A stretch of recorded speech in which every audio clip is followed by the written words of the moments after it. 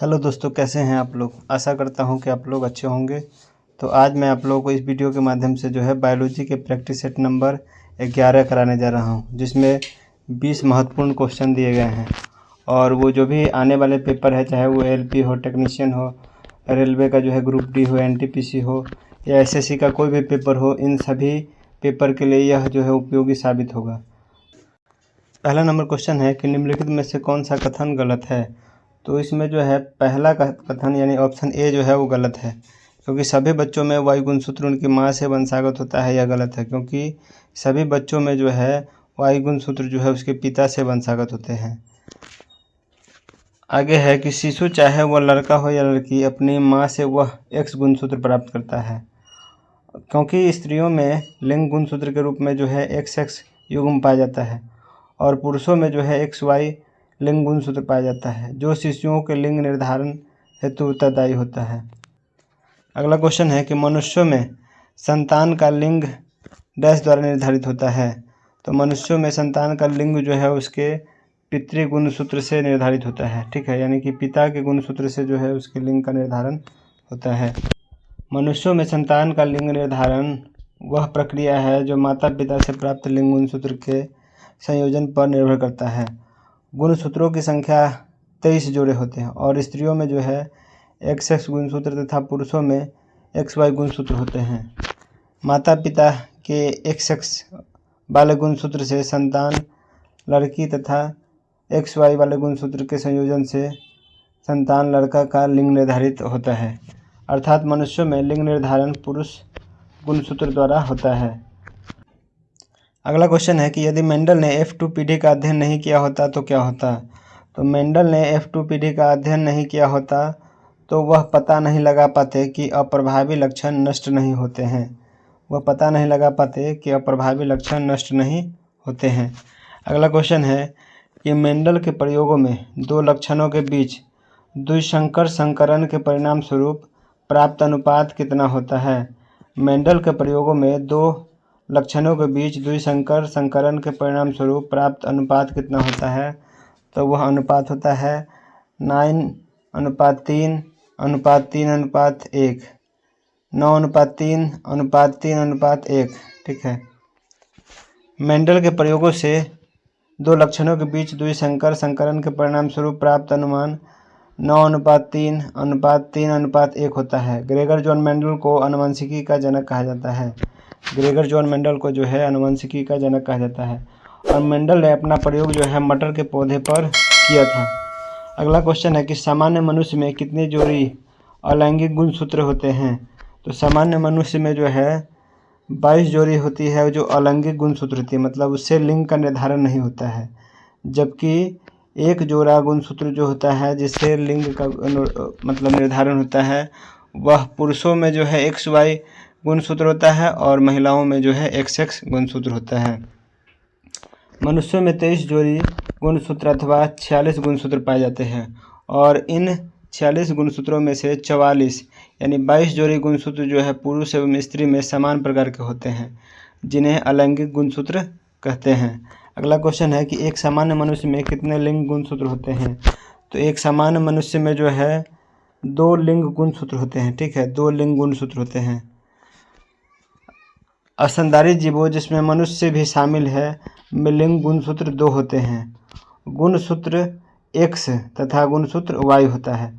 पुरुषों में एक Y और एक X गुणसूत्र होता है, जबकि महिलाओं में दोनों गुणसूत्र जो होते हैं वह X होते हैं और दोनों लिंग गुणसूत्र एक साथ एक व्यक्ति के लिंग को परिभाषित करते हैं। अगला क्वेश्चन है कि हरी मटर का वैज्ञानिक नाम क्या है। तो हरी मटर का वैज्ञानिक नाम जो है वह पाइसम सटाइवम है। पाइसम सटाइवम है। हरी मटर का वैज्ञानिक नाम पाइसम सटाइवम है और ट्रिटिकम एस्टिवम गेहूं का वैज्ञानिक नाम है। अगला क्वेश्चन है कि निम्नलिखित में से कौन सा ग्रेगर मेंडल के वंशानुगति सिद्धांत के अंतर्गत नहीं आता है। तो कौन सा ग्रेगर मेंडल के वंशानुगति सिद्धांत के अंतर्गत नहीं आता है। तो वह बायोपिक्स का सिद्धांत जो है वो वंशानुगति सिद्धांत के अंतर्गत नहीं आता है। मेंडल के वंशागति के नियम को आनुवंशिकता का नियम भी कहते हैं और इस सिद्धांत के अनुसार जो है एक पीढ़ी से दूसरे पीढ़ी में लक्षणों को का स्थानांतरण होता है। ठीक है, यानी कि इसके सिद्धांत के अनुसार जो है एक पीढ़ी से दूसरे पीढ़ी में जाने पर लक्षणों का स्थानांतरण होता है। अगला क्वेश्चन है कि जीव जो अधिक दूर से संबंधी है उनके डीएनए में अधिक अंतर होंगे और इस विचार के आधार पर निर्मित दृष्टिकोण को क्या कहा जाता है? जीव जो अधिक दूर से संबंधित है उसके डीएनए में अधिक अंतर होंगे, इस विचार के आधार पर निर्मित दृष्टिकोण को क्या कहा जाता है? तो उसे आणविक जातिवृत्त कहा जाता है। उसे आणविक जातिवृत्त कहा जाता है। आणविक जातिवृत्त का प्रयोग जो है डीएनए विश्लेषण और प्रोटीन संरचना के आधार पर जीवों के बीच आनुवंशिक रिश्तों को निर्धारित करने के लिए किया जाता है। मॉलिक्यूलर फाइलोजेनी में डीएनए अनुक्रम के माध्यम से यह स्पष्ट किया जाता है कि निकट से संबंधित जीव दूर से संबंधित जीवों की तुलना में कम अनुक्रम अंतर प्रदर्शित करेंगे। अर्थात दूसरे शब्दों में जीव जो दूसरे दूर से संबंधित है उसके डीएनए में अधिक अंतर होंगे। अगला क्वेश्चन है कि यौन प्रजनन में माता पिता का योगदान होता है। तो यौन प्रजनन में माता पिता का योगदान होता है अपने जीन्स का आधा का हिस्सा। ठीक है, अपने जीन्स का आधा हिस्सा। यौन प्रजनन में माता पिता का योगदान उसके जीन्स का आधा हिस्सा होता है। लैंगिक प्रजनन द्वारा संतति के निर्माण में दो युग्मकों का संयोजन होता है जिनमें अगुणित गुणसूत्रों का एक समूह होता है। युग्मक का निर्माण विशिष्ट द्विगुणित कोशिकाओं से होता है और यह विशिष्ट प्रकार का कोशिका विभाजन है जिसके द्वारा बनने वाली अगुणित संतति कोशिकाओं में गुणसूत्रों की संख्या आधी हो जाती है और इस प्रकार के विभाजन को अर्धसूत्री विभाजन कहते हैं। लैंगिक जनन करने वाले जीवधारियों के जीवन चक्र में अर्धसूत्री विभाजन द्वारा अगुणित अवस्था उत्पन्न होती है एवं निषेचन द्वारा द्विगुणित अवस्था पुनः स्थापित होती है। अगला क्वेश्चन है कि एक सामान्य मानव शरीर में क्रोमोसोम्स होते हैं, यानी एक सामान्य मानव शरीर में क्रोमोसोम्स की संख्या कितनी होती है? तो वह जो है 46 होती है, यानी 23 जोड़ी क्रोमोसोम्स की संख्या होती है। गुणसूत्र यानी क्रोमोसोम्स सभी वनस्पतियों व प्राणियों की कोशिकाओं में पाए जाने वाला तंतु रूपी पिंड होते हैं जो कि सभी आनुवंशिक गुणों को निर्धारित करते हैं। प्रत्येक प्रजाति के गुणसूत्रों की संख्या निश्चित रहती है और मानव में गुणसूत्रों की संख्या 46 यानी 23 जोड़ी होती है और इसमें 22 जोड़े गुणसूत्र जो है नर और मादा के समान होते हैं और अपने अपने जोड़े के समजात होते हैं। इन्हें सम्मिलित रूप से समजात गुणसूत्र कहा जाता है। लेकिन 23वें जोड़े के गुणसूत्र स्त्री और पुरुष में समान नहीं होते हैं जिन्हें विषमजात गुणसूत्र कहते हैं। पुरुषों में 23वां जो जोड़ा गुणसूत्र होता है वह XY होता है तथा महिलाओं में जो है XX होता है और यही गुणसूत्र जो है लिंग का निर्धारण करते हैं। अगला क्वेश्चन है कि आनुवंशिक सामग्री के वाहक है। तो आनुवंशिक सामग्री के वाहक जो है वह जीन होते हैं। ठीक है, जीन सभी जीवों में आनुवंशिक लक्षणों के संचरण के वाहक होते हैं। सभी जीवों में आनुवंशिक लक्षणों का नियंत्रण एवं संचरण आनुवंशिक इकाइयों द्वारा होता है। सभी जीवों में आनुवंशिक लक्षणों का नियंत्रण एवं संचरण आनुवंशिक इकाइयों द्वारा होता है। मेंडल ने इन्हें कारक जबकि जोहानसन ने जीन कहा था। अगला क्वेश्चन है कि वनस्पति भागों या बीज के बजाय कोशिकाओं के माध्यम से नए पौधों को उगाना क्या कहा जाता है? वनस्पति भागों या बीज के बजाय कोशिकाओं के माध्यम से नए पौधों को उगाना क्या कहलाता है? तो उसे टिश्यू कल्चर कहा जाता है। टिश्यू कल्चर कहा जाता है। टिश्यू कल्चर या पादप उत्तक संवर्धन एक ऐसी तकनीक है जिसमें किसी भी पादप उत्तक जैसे जड़, तना, पुष्प आदि को निर्मित परिस्थितियों में पोषक माध्यम पर उगाया जाता है और यह पूर्ण सख्तता के सिद्धांत पर आधारित है। इस सिद्धांत के अनुसार पौधों की प्रत्येक कोशिका एक पूर्ण पौधे का निर्माण करने में सक्षम है। वर्ष 1902 ईस्वी में हेवरलैंड ने कोशिकाओं की पूर्ण सख्तता की संकल्पना दी थी, अतः उन्हें पौधे के टिश्यू कल्चर का जनक कहा जाता है। यानी हेवरलैंड को जो है पौधे के टिश्यू कल्चर का जनक भी कहा जाता है। अगला क्वेश्चन है गुणसूत्र किससे संबंधित होते हैं? तो गुणसूत्र जो है वो आनुवंशिक लक्षणों के संचारण से संबंधित है। ठीक है, गुणसूत्र आनुवंशिक लक्षणों के संचारण से संबंधित है। गुणसूत्र के द्वारा आनुवंशिक गुण एक पीढ़ी से दूसरे पीढ़ी में जाते हैं, अर्थात गुणसूत्र आनुवंशिक गुणों के वाहक होते हैं। गुणसूत्र का निर्माण डीएनए एवं प्रोटीन से होता है। गुणसूत्र का निर्माण जो है वो डीएनए एवं प्रोटीन से होता है। गुणसूत्र की खोज का श्रेय जो है स्ट्रेसबर्गर को दिया जाता है। गुणसूत्र की खोज का श्रेय स्ट्रेसबर्गर को दिया जाता है। अगला क्वेश्चन है कि उस बिंदु का क्या नाम है जिस पर क्रोमोसोम्स में क्रोमैटिक जुड़ते हैं। तो उस बिंदु का क्या नाम है जिस पर क्रोमोसोम्स में क्रोमैटिक जुड़ते हैं, तो उसे सेंट्रोमियर कहा जाता है। प्रत्येक गुणसूत्र में एक प्राथमिक संकीर्णन मिलता है जिसे गुणसूत्र बिंदु सेंट्रोमियर कहते हैं। गुणसूत्रों में क्रोमैटिक इसी बिंदु पर जुड़ते हैं और इस पर बिंब आकार की संरचना मिलती है जिसे काइनेटोकोर कहा जाता है। और गुणसूत्र बिंदु के आधार पर गुणसूत्रों को 4 प्रकारों में विभाजित किया गया है। पहला है मध्य केंद्रीय गुणसूत्र। तो इस गुणसूत्र में जो है बिंदु गुणसूत्रों के बीचों बीच स्थित होता है, जिसमें गुणसूत्र के दोनों भुजाएं बराबर लंबाई की होती है। अगला है उप मध्य केंद्रीय गुणसूत्र।